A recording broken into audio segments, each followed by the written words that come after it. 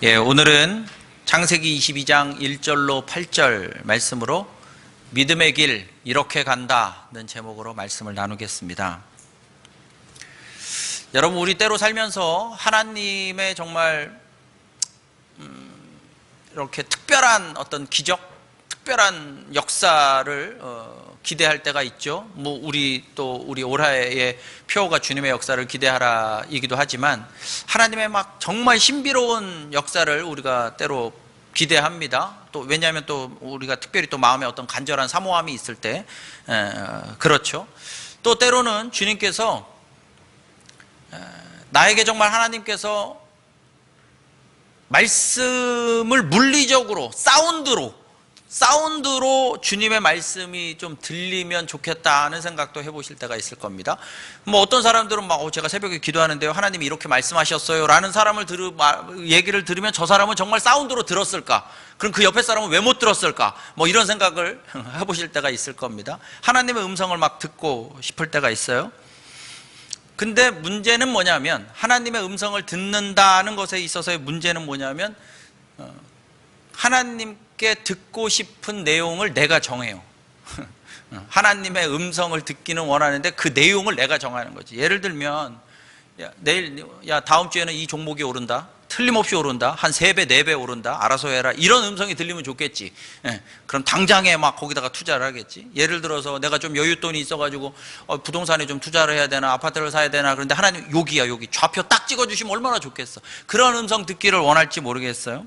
그런데 아무튼 우리가 하나님의 음성을 듣기를 원하는데, 제가 그런 것을 지금 농담처럼, 농담반 진담반처럼 얘기한다고 해서 진짜 그냥 허무맹랑하다라는 뜻이 아니라, 오히려 진짜 중요한 건 하나님의 음성을 듣는 건 굉장히 조심해야 될 일입니다. 왜냐? 여러분, 모세가 하나님의 음성을, 광야에서 하나님의 음성을 듣죠. 불붙은 떨기나무에서. 하나님의 음성이 뭐였습니까? 모세에게 너 가서 이집트 가서 파라오하고 맞짱 떠가지고 이스라엘 백성을 출애굽시키라는 거죠. 그 음성이 들렸어요. 요나에게는 어떤 음성이 들렸습니까? 그 철딱선이 없는 그 요나 선지자에게도 하나님의 음성이 들렸어. 그걸 들어. 그 선지자 요나가 듣죠. 하나님의 음성이 뭐라고 들린 겁니까? 너 저기 아수르의 니느웨에 가가지고, 이스라엘의 적국인, 우리식으로 말하면 오랑캐인 저 니느웨에 가가지고 복음을 전하라는 거야. 그 하나님의 음성이 들렸어. 바울에게는 어떤 음성이 들렸습니까? 너 복음 전하다가 채찍에 맞을 수도 있고 감옥에 갇힐 수도 있고 결국에는 진짜 순교의 자리까지 갈 수 있어. 하나님의 음성이 들리고 진짜 감옥에 왔다 갔다 하고 채찍에 맞고 그럽니다. 자, 이쯤 되면 하나님의 음성 듣기를 조심해야 되겠죠. 오늘 아브라함에게는 어떤 하나님의 음성이 들린 겁니까? 아들을 갖다 바치래. 이래도 하나님의 음성이 듣고 싶습니까? 하나님의 음성 듣는 건 되게 조심스러운 일이죠. 본문 속에 이 아브라함이 하나님의 음성을 듣고 이삭을 바치는 이야기는 우리에게 굉장히 너무나도 익숙하고 유명한 이야기인데, 우리가 이런 이야기를 할 때마다 아브라함의 어떤 위대함을 생각하게 되는데, 사실 이 아브라함의 이야기의 핵심은 아브라함의 위대한 이야기가 아니라 창조주 하나님이 우리를 얼마나 사랑하시는지에 대한 이야기입니다.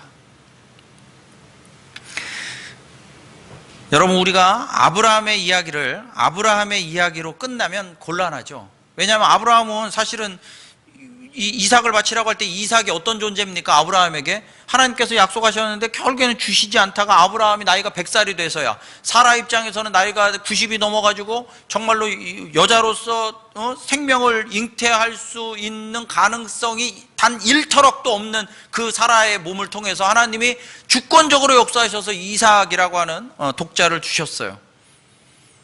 이 엄청난 이삭을 하나님께서 이삭을 바치라고 하죠. 가만히 생각해보면 그렇지. 아브라함은 믿음의 조상이면서 그 아브라함으로부터 말미암아 어떤 믿음의 길에, 믿음의 여정이 정말 성경의 구속사가 막 시작이 되니까 막 우리는 이런 멋들어진 생각을 하면서, 그러니 아브라함 정도에게는 이삭을 바치라고 하시겠지라고 생각하겠지만, 그러면 아브라함의 얘기는 아브라함으로 끝나는 거겠죠. 그럴 수 없습니다. 오늘 이 수천 년 전에 벌어진 이 아브라함의 이야기가 오늘 우리에게 어떤 의미가 있을까요? 우리에게도 갑자기 아들을 갖다 바쳐라, 뭐 그러시진 않는 것 같은데, 과연 그러면 이 수천 년 전에 일어난 아브라함의 이야기가 오늘 나하고 무슨 상관이 있을까요? 사실 아브라함에게 주신 음성이 오늘 우리에게 그대로 적용이 된다는 건 이렇게 생각해 볼 수 있어요. 이삭을 바친다는 게 뭔 의미냐? 아브라함에게 이삭을 바쳐라. 이삭을 바친다는 의미가 뭐냐? 여러분, 동전이 하나 있습니다. 동전이 하나 있어요. 동전을 보니까, 동전의 한 면을 보니까 학이 한 마리 있어. 얼마짜리예요? 앞에 500이라는 숫자를 안 봐도 알지. 학이라는 숫자래. 학이 딱 나오는 순간 500원짜리. 그러니까 우리가 한 면을 보면 반대의 면을 알 수 있다는 거예요. 그래서 반면교사라는 말도 그런 말이죠. 아유, 저렇게 살면 안 되는구나. 저렇게 살면 구렁텅이로 빠지는구나. 저렇게 살면 벌 받네. 그런 걸 아는 거죠. 자, 오늘 아브라함은 이삭을 바쳤습니다. 하나님께서 바치라고 하는 이삭을 바쳤어요. 자, 그러면 하나님이 이삭을 바치라고 할 때 그 반면에는 전혀 그럼 이 아브라함과 반대되는 반면에는 뭐가 있나 봅시다.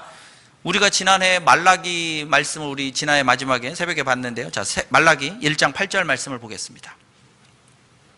말라기 1장 8절 시작. 만군의 여호와가 이르노라. 너희가 눈먼 희생제물을 바치는 것이 어찌 악하지 아니하며 저는 것, 병든 것을 드리는 것이 어찌 악하지 아니하냐. 이제 그것을 너희 총독에게 드려보라. 그가 너를 기뻐하겠으며 너를 받아주겠느냐. 여러분, 여기서 진짜 무서운 말씀은 그것이 어찌 악하지 아니하냐. 그것은 악독한 것이다 라는 말이죠.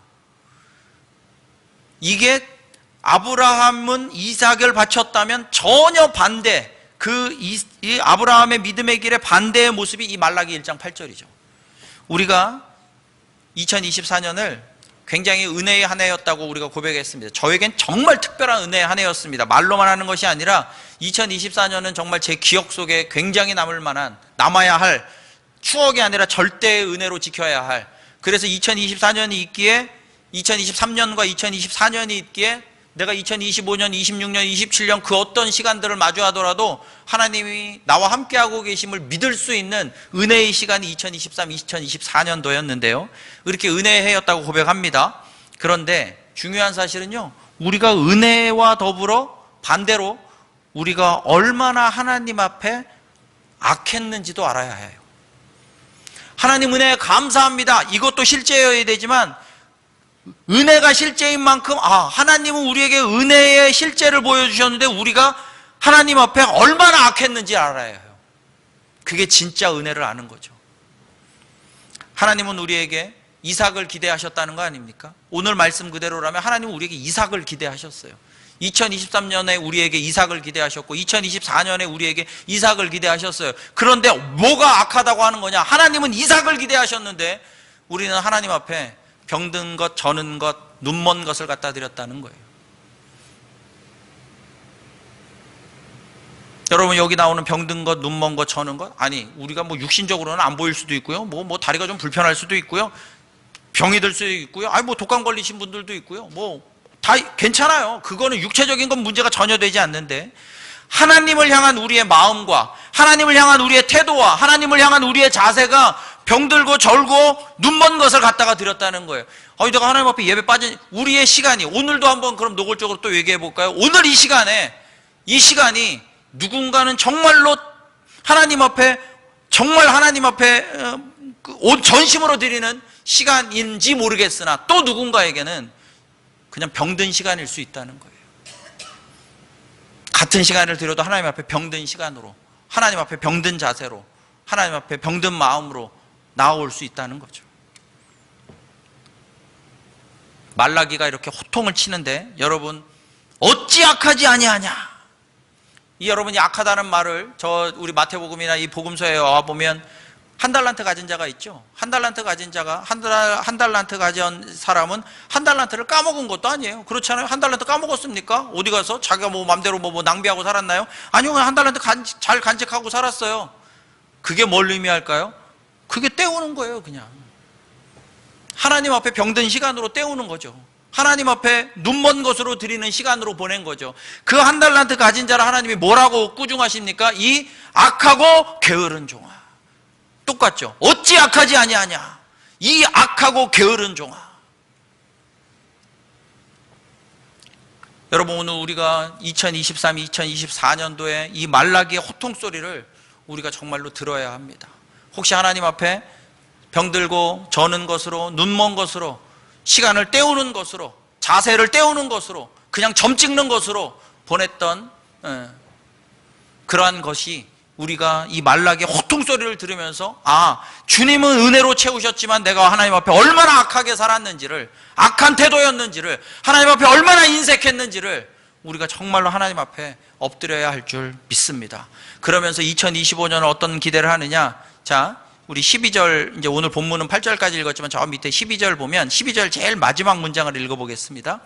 아브라함이 이삭을 갖다 바치죠. 예, 갖다가 바치면서 진짜 이삭을 바치려고 하는 순간에 천사가 나타나가지고 멈추라고 하면서 아브라함에게 하나님께서 천사를 통해 하시는 마지막 문장이 있어요. 그 마지막 한 줄을 읽어보겠습니다. 시작. 내가 이제야 내가 하나님을 경외하는 줄을 아노라. 여러분, 우리 2025년 말에, 야, 25년도 정말 하나님을 경외하는 예배자로 네가 살았다. 우리 세종생명샘 교회 예배자들이 하나님 앞에 그런 음성 듣기를 주님의 이름으로 축원합니다. 정말 그런 음성을 들어야 해요. 이 악하고 게으른 종아도 아니고 어찌 그것이 악하지 아니하냐, 너는 그냥 때우고 살았느냐가 아니라 하나님 앞에 우리가 그 모든 것을 내려놓으면서 2025년에 네가 정말 하나님을 경외하고 일상 가운데 예배자로 살았다고 하나님이 칭찬하시기를 주님의 이름으로 축원합니다. 하나님의 명령을 들었어요. 아브라함이 이삭을 갖다 바치라고 하나님께 명령을 들었습니다. 자, 아브라함이 그 다음에 어떤 반응을 보이느냐? 자, 이제 오늘 본문의 3절을 보시면 아브라함이 아침에 일찍이 일어나. 거기서 하나, 그러니까 저 원어상에 혹은 영어에도 나와 있지만 빠진 단어가 뭐냐면 넥스트 데이가 빠졌어요. 사실은 다음 날이에요. 다음 날, 명령받은 다음 날. 명령받은 다음 날 아침 일찍 보따리를 싸가지고 이삭과 함께 길을 떠나죠. 여러분, 이게 저는 왜 이렇게 은혜가 되느냐 하면, 잘 생각해 보면 여러분, 우리가 아브라함 입장에서 그 명령을 딱 받았어. 어떻게 하실 것 같아요? 고민하겠죠. 그리고 이것이 정말 하나님의 음성이 맞는지 안 맞는지 막 교회 와서, 새벽에 와서 기도해 본다고 하고, 오살리 기도원 가가지고 기도해 본다고 하고 할지 모르겠어. 만약에 아브라함이 이렇게 며칠간 고민을 했으면 어떻게 됐을까요? 머뭇거리고 주저했겠죠. 여러분, 아브라함의 아버지가 누구죠? 데라죠. 얘가 우리 교회에서는 데라를 너무 자주 얘기하죠. 여러분, 데라는 갈대아 우르라고 하는 아브라함의 고향이 어디입니까? 갈대아 우르입니다. 그 갈대아 우르에서 그 본토 친척 아비집을 떠나서 믿음의 여정을 시작한 건 사실은 아브라함이 먼저가 아니라 데라가 먼저 시작했어요. 데라가 갈대아 우르에서 떠났습니다. 아마 믿음의 여정을 시작했던 것 같아. 근데 어디에서 멈춥니까? 원래 가나안 땅으로 들어가야 되는데 하란 땅 중간에서 딱 멈춰버리죠. 데라가 어떤 생각을 했을 것 같습니까? 가만히 있어봐. 내가 이렇게 하는 게 맞나? 가만히 있어봐. 고민 좀 해봐야 되겠네. 생각 좀 해봐야 되겠네. 하나님의 명령은 분명하지만, 가만히 있어봐. 이렇게 인생을 사는 것이 맞나? 내가 이렇게 저기까지 가나안 땅까지 들어가서 살 수 있을까? 머뭇거리고 고민해요. 그러다가 딱 가나안 땅에서 주저앉죠. 믿음의 길에서 가장 환장할 노릇이 이거죠. 주저하고 머뭇거리게 만듭니다. 하나님의 음성은 분명한데 주저하고 머뭇거려요. 그래서 제가 오늘 이 주보의 그 말씀 노트에 1번 믿음의 적, 머뭇거리다. 믿음의 적은 머뭇거리는 거예요. 믿음이 없으면 말도 안 하겠어. 믿음의 길에 들어서지도 않았으면 말도 안 해. 아니, 하나님이 없다고 하고 나는 믿지 않는다고 하면 뭐라고 하겠어. 근데 적어도 믿음의 길에 들어섰다고 하면서, 다시 말하면 믿음이 없는 것도 아닌 것 같은데, 믿음이 있는 것도 같은데, 결국에는 주저하고 머뭇거리다가 그냥 하나님 땅에서 주저앉는 거예요. 믿음이 내 삶에 어떤 힘도 발휘하지 못해요. 끝까지 하나님 앞에 인색해요. 끝까지 하나님을 양보해요. 끝까지 내가 정해놓은 선을 넘지 않아요. 그게 데라예요. 그렇다고 믿음이 없나? 그래, 진짜 위험한 건, 여러분, 지금 우리가 우리의 삶 가운데 정말로 이 교회에 와서 예배 드릴 때마다 도전이 있고 정말로 믿음의 한 발을 떼고 싶은데도 자꾸 뭔가 주저하게 되고 뭔가 머뭇거리게 되면, 이게 곤란한 게 뭐냐면, 내가 믿음이 없는 건 아니고 믿음의 길에 들어섰지만 이런 고민을 하니까 나는 믿음이 약한 거야. 아브라함은 믿음이 센 것 같고 저 권사님은 믿음이 센 것 같지만 나는 믿음이 약한 거야. 그래도 이런 고민이라도 하는 것이 그냥 내 믿음이려니 그게 믿음의 적이란 말이에요. 데라가 나는 그래도 갈대아 우르에선 떠났지. 이게 적이에요. 믿음의 적. 한 달란트 가진 자가 아이고 나는 그래도 이 정도는 하고 까먹지는 않지. 이게 믿음의 적이라고요. 그런데 그 믿음의 적, 그 머뭇거리고 한 달란트 가지고 우물쭈물하고 데라가처럼 머뭇거리고 주저하는 사람을 아까도 보셨죠? 이 악하고 게으른 종아, 이렇게 말씀하신다는 거예요. 그게 믿음의 적이죠. 그러니 여러분, 무엇이 여전히 머뭇거리고 무엇을 여전히 주저하고 계십니까? 여러분, 믿음이 우리의 삶에 정말로 내 삶을 이끌고 이고지고 나가는 정도, 그도저도 아니라면 그 믿음이 있는 것 같긴 한데 없는 거는 분명히 아닌데 여전히 주저주저 머뭇머뭇 그 믿음의 적에게 2025년도 또 놀아나서는 안 됩니다. 지난주에 제가 유별난 믿음을, 우리 교회에서 유별난 믿음 얘기를 많이 하니까요, 우리는 그 실체를 붙들어야 합니다.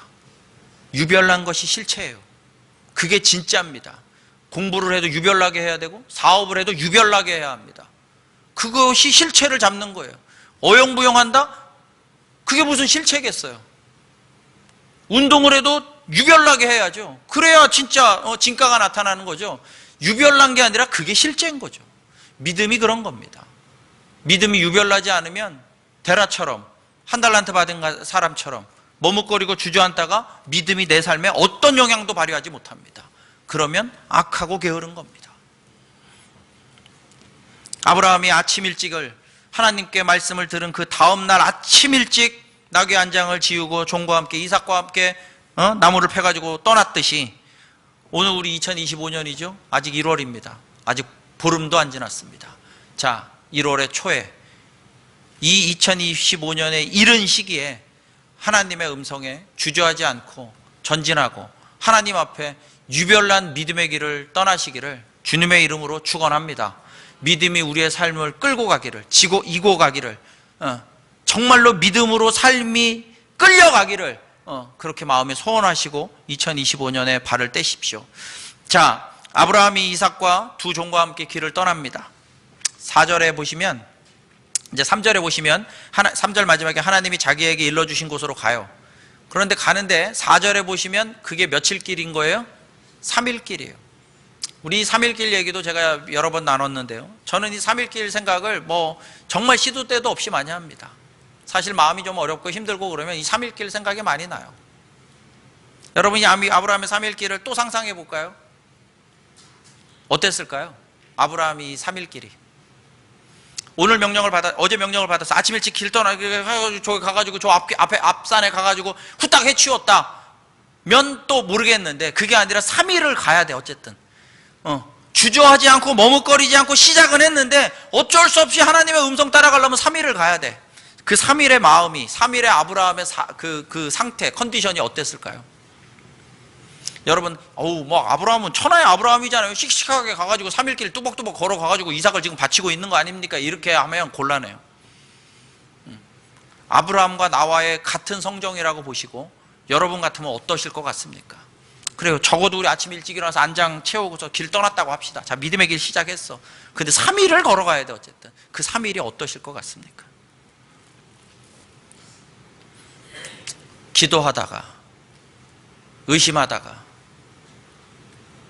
이게 진짜 하나님 음성에 맞나 의심하다가, 그러다가 너무 답답하면 새벽에 잠에 오겠어요? 텐트 치고 자다가 새벽 2시쯤 일어나가지고 별 보면서 저 바위 뒤에 가가지고 이삭한테는 또 들킬 수가 없으니까 바위 뒤에 가가지고 하나님 앞에 가슴을 치면서 숨죽이면서 애걸복걸 했겠죠.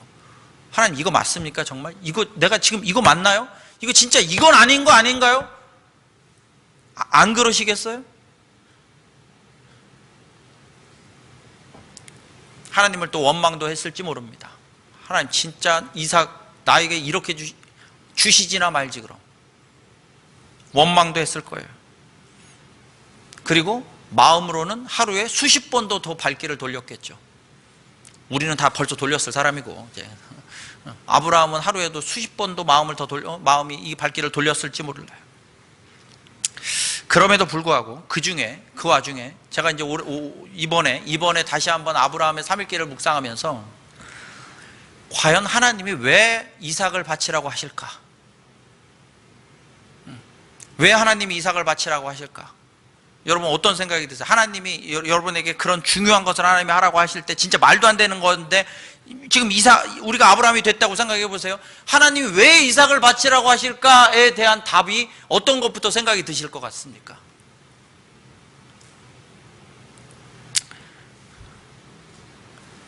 내가 이삭을 너무 사랑하고 내 목숨 이상, 당연히 목숨보다 더 사랑하는 이삭이기 때문에 과연 내가 이삭을 사랑하고 이삭에게 푹 빠지다 보니 혹시 하나님을 놓쳤나?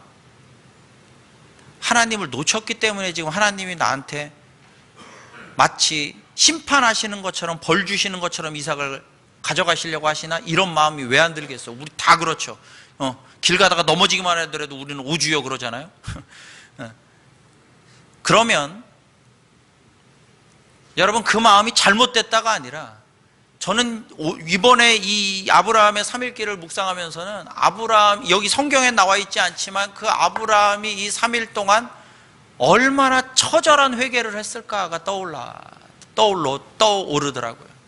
하나님 앞에 얼마나 빌었겠어요.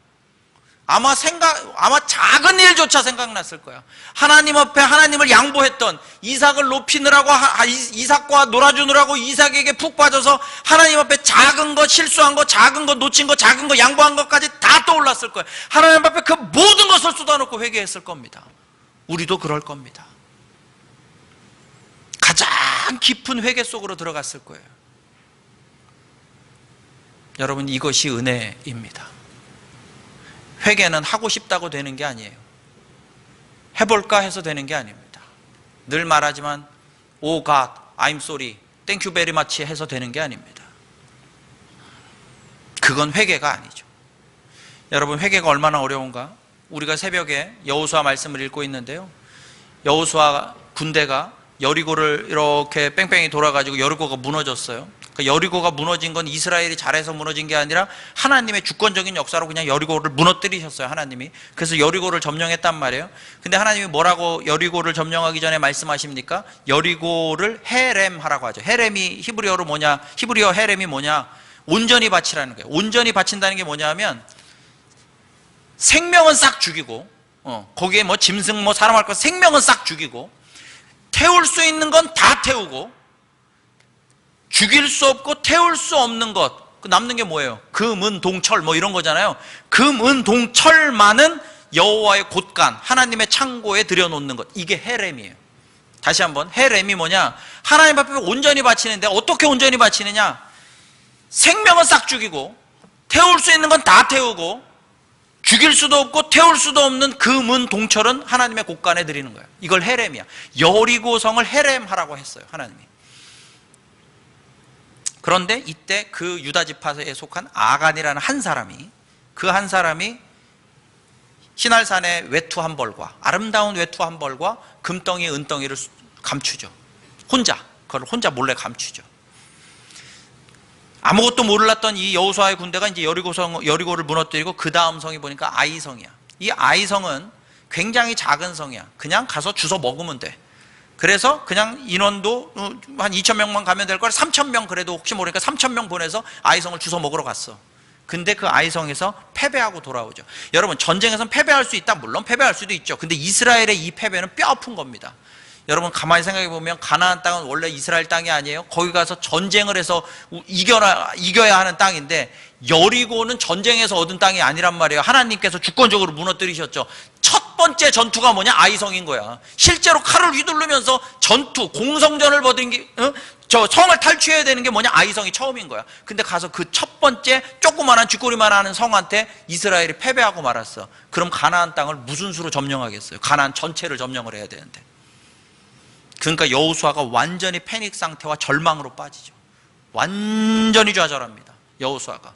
그러면서 하나님을, 심지어는 여호수아가, 천하의 여호수아가 하나님 앞에 마치 원망하듯 말하죠. 하나님 왜 요단을 건너오게 하셔가지고, 요단을 안 건넜으면 그냥 요단 동편에 살았으면 됐을 걸 왜 요단을 건너오게 하셔가지고 할 만큼 여호수아와 여호수아의 군대가 완전히 찌그러졌어요. 이때 이 아이성에서의 패배의 이유를 누구만이 알까요? 아간 혼자는 알 거예요. 아간은 알죠. 헤렘 해야 될 걸 천하의 하나님 앞에서도 자기가 감췄겠다고 생각하진 않았을 테고, 내가 외투와 금덩이 은덩이를 내가 훔쳤는데 아이성에 가지고 우리 민족 이스라엘 전체가 패하여 스톱되고 절망과 좌절 속에 빠졌구나. 이때가 뭐 해야 될 때입니까? 아간이 하나님 앞에 엎드려야 할 때죠. 회개해야 할 때입니다. 근데 회개합니까? 이스라엘 전체를 망가뜨려 놓고도 회개하지 않습니다. 회개는 어려운 겁니다. 심지어 여러분 그때 가만히 있어봐. 이 헤렘을 어긴 사람이 누구인지 알아보자고 하면서 제비를 뽑죠. 제비를 뽑을 때 60만 사람이 다 뽑을 수 없으니까 지파별로 뽑습니다. 이스라엘에 12지파가 있잖아요. 그러니까 아마 제비 뽑을 때 12명이 먼저 나왔을 거예요. 12명이 쭉 나와가지고 줄 서가지고 제비를 뽑았겠지. 근데 누가 뽑혔어? 유다지파가 뽑혔어. 아간이 유다지파야. 여러분 제비 뽑을 때 적어도 가만히 있어봐. 제비 뽑아서 아간에게 나올 텐데, 아간 입장에서 제비 뽑기가 시작될 때가 뭐 할 타이밍이에요? 회개할 타이밍이야. 아닙니다. 할 거 없습니다. 저 때문에 그렇습니다. 회개하지 않습니다. 유다 지파가 뽑히고 세라 가문이 뽑히고 뭐 이렇게 뽑혀가는 과정에 언제까지 회개를 안 하느냐? 아간이 지가 집어넣어서 지 이름 나올 때까지 회개하지 않습니다. 회개는 어려운 겁니다. 회개는 어려운 겁니다. 쉬운 작업이 아닙니다. 반대로 그래서 회개는 가장 큰 은혜인 줄 믿습니다. 회개한다는 건 진짜 큰 은혜입니다. 회개의 기회를 부여받는다는 건 진짜 큰 은혜입니다. 그래서 탕자의 이야기를 매번 하는 겁니다. 아버지께 돌아오는 거요? 쉬운 일 아닙니다. 아가는 제비 뽑을 때까지 회개하지 않습니다. 제가 여러분들 성격 다 아는데 여러분들 아마 굶어 죽을 때까지 회개 안 할 거예요. 아버지한테. 근데 아버지한테 돌아와서 탕자가 회개하는 거, 그게 은혜입니다. 아브라함은 이 3일길 동안에 그 회개라고 하는 가장 큰 은혜의 폭포 속으로 들어갔을 겁니다. 여러분, 아브라함이 이삭을 정말로 죽이려고 칼을 들어서 뽑아서 찌르려고 하잖아요. 그 힘이 어디에서 나왔겠나 생각해 보면 이 3일길에서 나온 거예요. 원망하고 의심하고 막 그러다가 주님 앞에 회개하고 그러면서 하나님과 깊은 곳에 들어가면서 이따가도 나오겠지만 찌를 수 있는 마음이 생기는 거예요. 오늘 우리가 은혜의 폭포, 이 회개의 문으로 들어갈 때 하나님께서 우리에게 그 어떤 것도 감당할 힘을 주실 줄 믿습니다. 어디에서 주저하고 회개의 지금 은혜의 자리를 들어가지 못하고 계십니까? 여러분, 회개가 오늘 이 목회자, 뭐 아무것도 아니지만 이 목회자가 정말 외치고 여러분에게 정말 여러분에게 도전하는 소리를 하나님이 주시는 회개의 기회로 들으세요. 회개할 수 있는 게 은혜예요. 우리 제비 뽑을 때까지 회개 안 할 겁니다. 그냥 아임소리, 하나님 다 죄송합니다. 그건 회개가 아니라니까요. 우리 정말 뼈 아프게 회개해야 합니다. 하나님 앞에 양보하고 하나님 앞에 인색하고 하나님 앞에 한터럭도 변화되지 않은 거, 내가 주인으로 사는 거, 그게 회개가 되는 거 진짜 은혜입니다. 아브라함의 3일길의 결론이 뭡니까? 아브라함이 3일길을 가서 그 위대한 3일을 갔던 아브라함이, 제가 그래서 그 3일길에 성경에 속에 나와 있지 않지만 우리가 그 길을 걸어가며 하나님 앞에 깊은 곳에 정말 회개를 비롯해서 깊은 곳에 들어갈 때 이제 아브라함의 결론이 나오는데요. 아브라함의 이 3일길의 결론이 뭐냐? 두 가지로 예언을 합니다. 그러니까 내가 예언합니다 라고 예언한 게 아니라 선포하는 거예요. 어떤 선포를 하느냐? 자, 5절 보세요. 오늘 본문의 5절. 이에 아브라함이 종들에게 이르되 너희는 나귀와 함께 여기서 기다리라. 내가 아이와, 이삭이죠, 아이와 함께 저기 가서 예배하고 우리가 너희에게로 돌아오리라. 내가 이삭과 함께 가서 저기서 예배한다는 뜻은 뭐야? 지금 예배한다는 뜻은 뭐예요? 여기서 내가 이삭을 하나님 앞에 바친다는 거예요. 내가 저기 가서 이삭을 하나님 앞에 바치는 예배를 드리고 그 다음에 돌아오는 건 누가 돌아오는 거야? 우리가 너희에게로 돌아오리라. 내가 이삭을 가서 바치는 예배를 할 건데 근데 이삭과 함께 돌아오리라. 바친다는 거야? 안 바친다는 거야? 과연 이게 어떻게 가능할까요? 나는 바치는데 돌아올 것이다. 함께. 두 번째 예언이 8절에 나옵니다. 8절 보시면 아브라함이 이르되 내 아들아 번제할 어린 양은 하나님이 자기를 위하여 친히 준비하시리라. 하나님이 친히 준비하신다고? 자기가 하나님도 아닌데 하나님이 친히 준비하실 걸 어떻게 알아? 어떻게 하나님이 친히 준비하실 걸 어떻게 알죠? 아니 어떻게 이삭을 바치는데 이삭과 함께 돌아오죠? 아니 어떻게 하나님이 친히 준비하실 걸 어떻게 알죠? 믿음의 사람은 방법을 아는 자가 아니라 믿음을 선포하는 자입니다. 몰라요. 아브라함도 방법을 몰라요. 믿음의 사람은 방법을 아는 자가 아닙니다. 주님이 부여하신 믿음을 선포하고 그 믿음을 살아내는 자인 줄 믿습니다. 그게 믿음의 사람인 거예요. 2025년 어떻게 살아가야 되느냐? 모르겠습니다. 몰라요. 방법은 잘 모르겠어요. 그렇다고 해서 그러면 모른다고 해서 무식하게 그냥 가는 길이냐? 아니요. 우리 히브리서 12장 2절. 자, 믿음의 길을, 방법은 모르지만 믿음의 길을 간다는 게 무엇인지를 이 믿음장 히브리서 11장을 지나 히브리서 12장 2절에 우리에게 분명히 말해줍니다. 히브리서 12장 2절 시작. 믿음의 주요 또 온전하게 하시는 이인 예수를 바라보자.